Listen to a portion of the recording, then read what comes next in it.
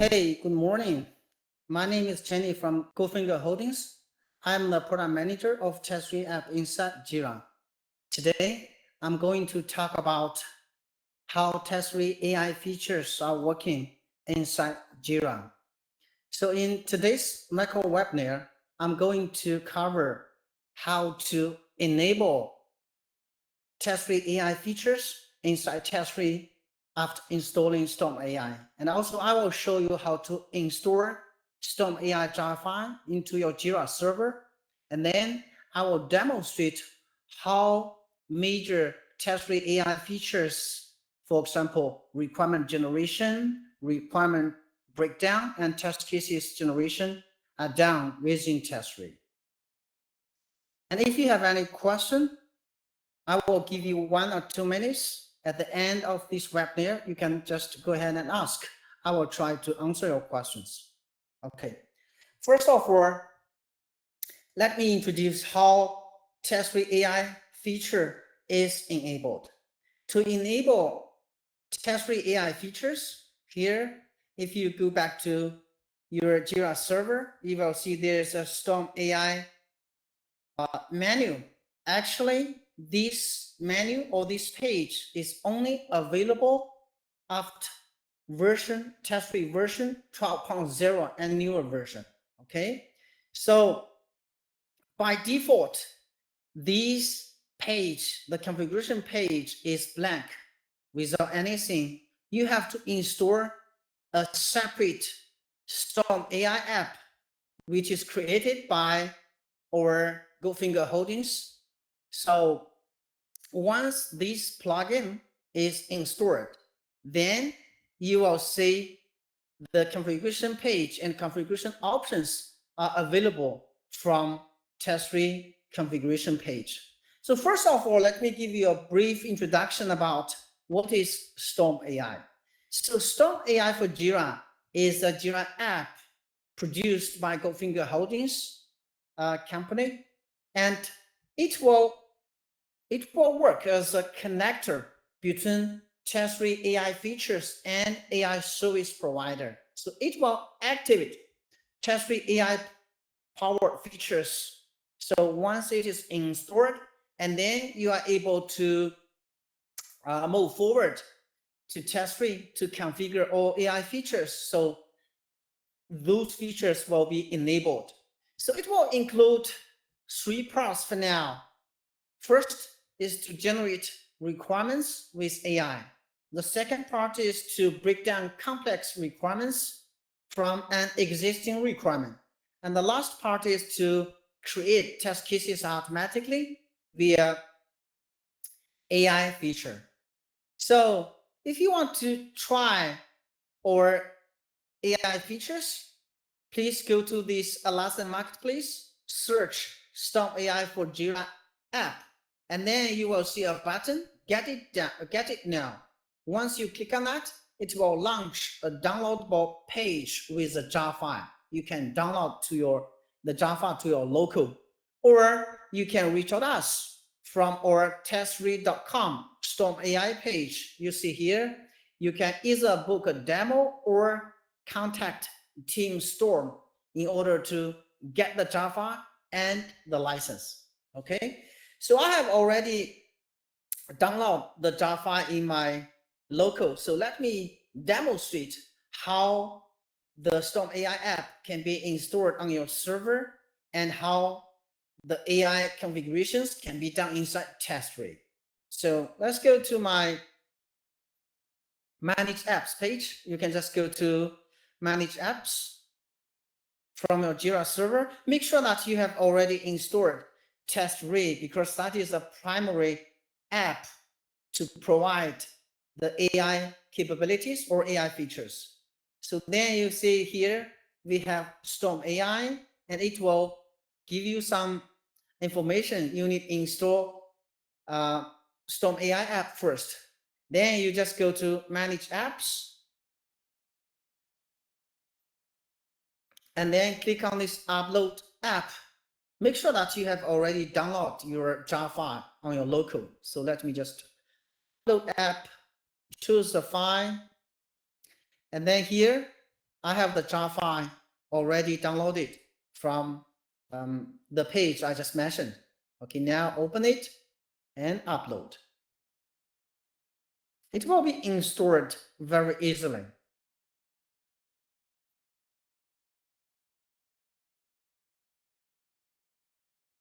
Now, this Storm AI app has been installed together with TestRay app.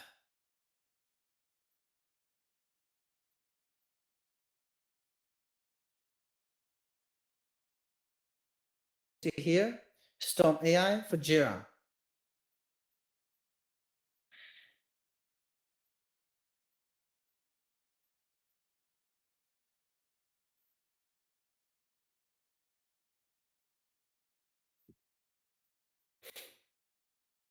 It will take some time.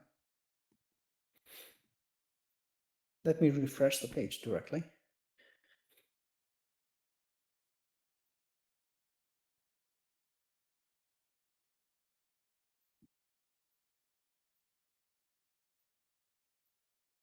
Okay, you see the latest version is version 1.0.1. The app has been installed.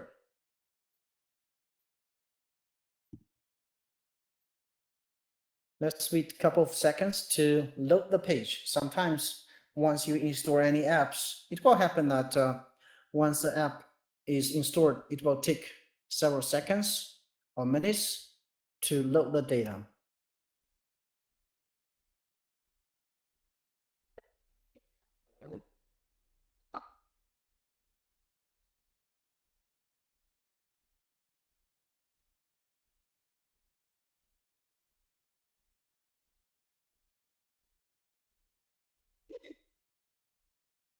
So once Storm AI for Jira is uploaded and installed in your Jira server, you will see the version of this Storm AI for Jira using 1.0.1.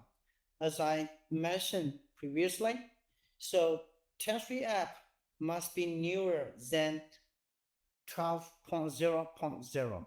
That's quite important because we just introduced these Storm AI new features since 12.0. Okay, so once Storm AI is installed, you see here, go back to your TestRay Storm AI configuration.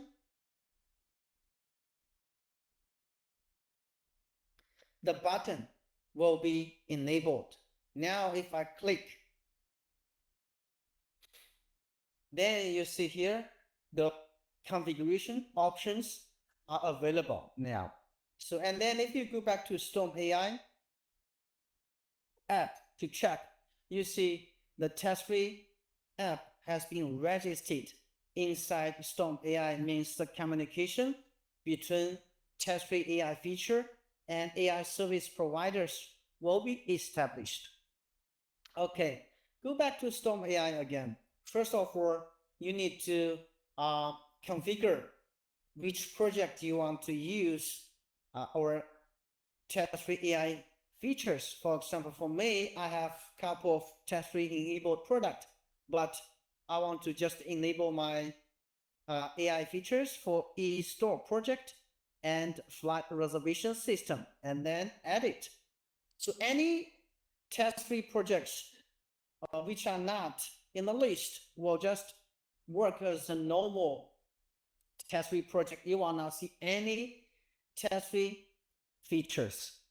Okay, once the project configuration is done, then you need to configure your AI service.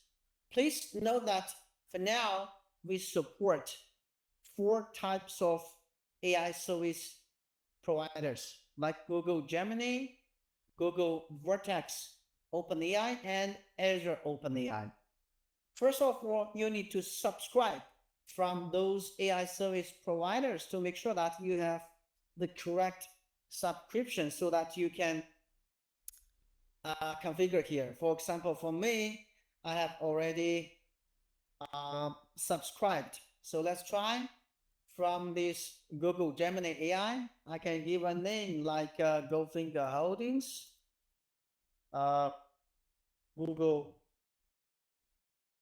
Gemini AI service or whatever name you can give.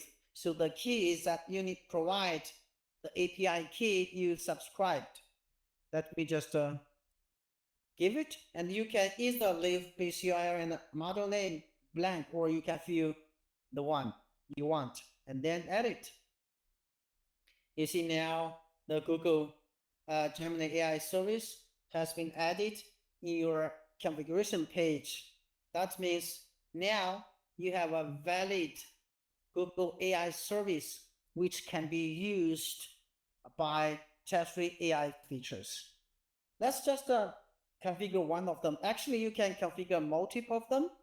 Just choose from those four, and then you can configure each of them in different projects for different data generation.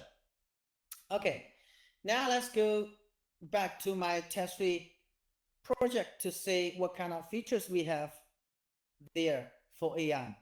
So now if I go back to my e-store project,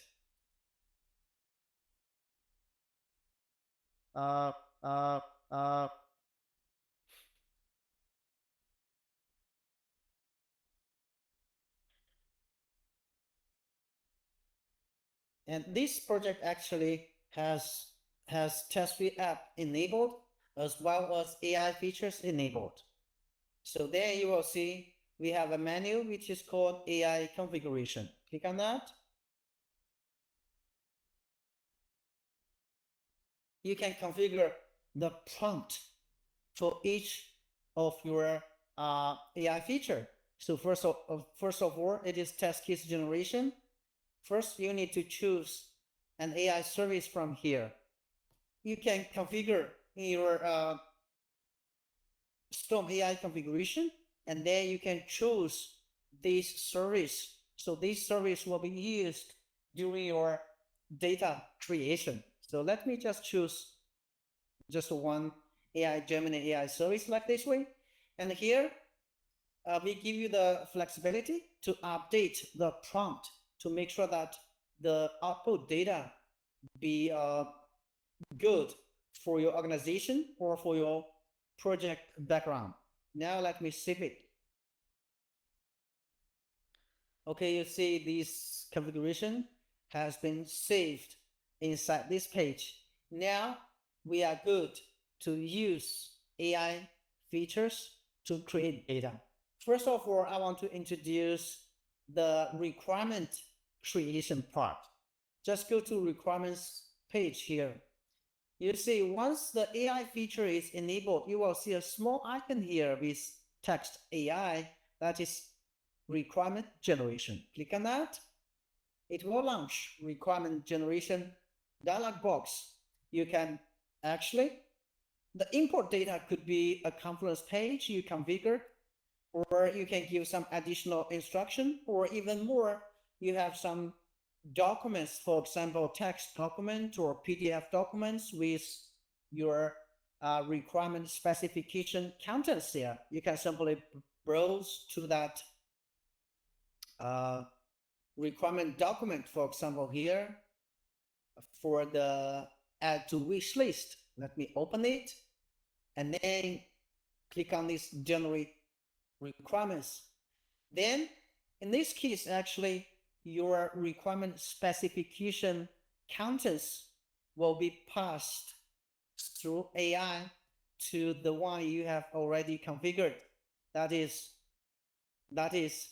Google Gemini AI service for me, but for you, you can configure, for example, OpenAI or Azure OpenAI, the preferred AI service. Now, if I go back to this page, you see here, it will just make analysis on the contents from this PDF file, and based on the import, the requirements, I mean, these are the candidates of your requirements will be listed here. So till now, you still have chance to update. For example, this one is not good enough. You can just give some information like home page. Still, we are able to review before those data is actually created. And another thing is that you can choose different issue types. For me, I have configured 4 issue types, 3 issue types requirement, that is epic, story, and task. I can just pick up from here. For example, the first one, it should be a user story. The second one, it should be a task. The third one should be a task. I can just choose like this way. Okay, and then you can review and update your requirements like this way, and then save it. So for now, you see there are more than 10 potential requirements listed here, right? But sometimes AI will create some junk data. So now you have chance to pick up the valuable or the correct data. For example, this product browsing, it should not be there. So I can simply skip it. And then let me just choose 5 requirements from the list. And then click on the create button. Once the creation button is created, then let me refresh the page. You see, those requirements are generated and created. So the junk data will not be created as Jira tickets. So only the ones you selected, reviewed, and updated will be created and listed here. This is the first part, requirement generation. Remember that we provide you different options as import contents. So let's say if you have a conference page to store your requirement specification, you can simply provide that page URL so that the contents in your conference page will be passed to AI service or AI service provider, and then the data will be generated here. So the second part is that now let's say we already have some big user story or epic, right? There are some kind of requirement contents there to describe the behavior, to describe the features. So sometimes the product manager or the dev manager, they need to break it down to smaller pieces to make sure that the tasks or the requirements are specific enough for user or for developer to implement. So in this case, we have the second option, create sub requirements from your existing requirements. It will help user to break it down to smaller pieces in a very fast and efficient way. So now let me open this dialog box. So similarly, you also can give some additional instruction here to make sure that the accurate sub requirement will be created, or you can, if you have some other additional contents to be broken down to smaller pieces, you can upload to here. So now let's just start from the requirement ticket itself, and then click on this generate sub requirement. Once it is clicked, the contents from this requirement, the requirement summary and description, will be passed to AI service engine. So AI service engine will then make analysis and then break down the big requirement to smaller pieces. So similarly here, if you think you want to update, you can keep going to click on that and then update. So this is to make sure that whenever the data is actually created, the correct data is created. So let's say I want to choose the first 3 sub requirements. So the rest, they are not good data. They are not accurate. I just want to skip. So you can just ignore this by uncheck them. And similarly, you also can update the issue type, because sometimes maybe sub requirement will be labeled as a task and the parent should be story. It really depends on your organization needs. And then click on the create button. Once the creation is done, you see 3 new tickets created with the issue key, and summary. And you see here, this is a reviewed and updated summary. So this is how you do this requirement breakdown. So we give you three options to do your data import. The first one is your existing requirement ticket. The second is that you can put some additional text here, that is free text, if you want to give more. And the third option is a document like PDF. You have some more information there. You can just upload. So all this information will be passed to AI engine, and then the data will be created. You can simply choose what you want to keep and then create them inside this requirements page. And the third part is that, so for any requirement, especially for agile team, right, those requirements need to be covered, or in other words, test cases need to be created to make sure that the user story or the requirements are covered by testing team. In this case, we introduced a new feature that is AI created test case. It will tremendously save the time to create your test cases and steps in order to cover the existing feature. Now let me click on that. First of all, it will pass all your requirement and sub-requirement information to AI engine. And then if I click on the generate test case button, so the contents will be passed to AI engine, and then the test case, the brand new test case will be generated based on that.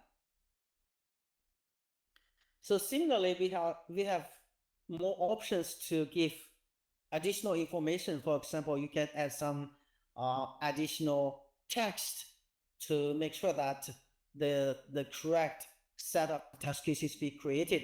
And also you can upload some documentation to guide the test case creation process. You see here in this case, this time the AI generated 2 test cases. So you can expand it like this way. You can just update the summary of your test case. And even more, the description can be updated as well. So if you think the steps is not good enough or it's not accurate anyway, it is AI, right? Sometimes the data may be not as expected. So you can simply update it. Let's see, let me update 100 here, only 100, and then save it. You see the steps can be updated in this case. Actually, till now, the test case issue or test case ticket has not been created. Now you can choose the test case you want to create, like this way. And then click on the create button. You see 2 test cases are created. So those 2 test cases are selected from the dialog box. Now, if I open my test case, you see the multiple steps are there. So those data are created by AI. What you need is that you can just launch the test case and to do a little bit manual work to correct the steps or the process of your steps. Then it will be a good test case. Think about that. You have a big story. You have hundreds of test cases to be created. If you are using our AI feature, it will save a lot of your time to create test case. Yeah, these are the major features now we have to provide AI capability inside TestRay to save time, to generate data, to create data. It will help both product team, dev team to work on the requirements, and as well as testing team to create and review test cases. Yeah, it's pretty much for the features demonstration. And we do have a plan to to introduce more AI features in our future releases. For example, in the future releases, that is not far from now, we will try to help user to do some kind of defect generation. For example, if you have more steps here and one step is out, so we will add a button here to help user to generate a defect, and the defect will be created automatically with test steps as well. And the second point is that we will implement defect triage feature. That means once the defect is created, the defect will be prioritized automatically, and it will assign to a proper developer automatically. Definitely, you need to define all these in the AI page so that the triage will be done automatically. The third part is that in the future releases, we will try to introduce an automation execution engine so that those steps or the execution steps can be executed automatically via our AI engine. Even it is natural language, it is not necessary for you to write some script. It will read the nature language steps, and then it will do your needed execution steps at the back end, and then it will return the result. The step is passed or failed, etc. Yeah, that is those three major features in our roadmap. We are going to publish it in our fourth quarter this year. Yep, it's pretty much for today's webinar. Let me check whether you have whether there is a question. Okay, looks like Tom asked one question.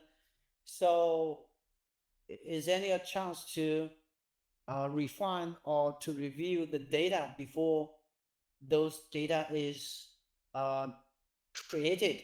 I mean, once generated, is there any chance to refine the data? Yes, definitely you can. Let me show it again. Actually, no matter you generate sub-requirement or generate test case from your requirement. So the Jira issues listed here, I mean, those are the generated data. Actually, it is in the cache, in your data cache.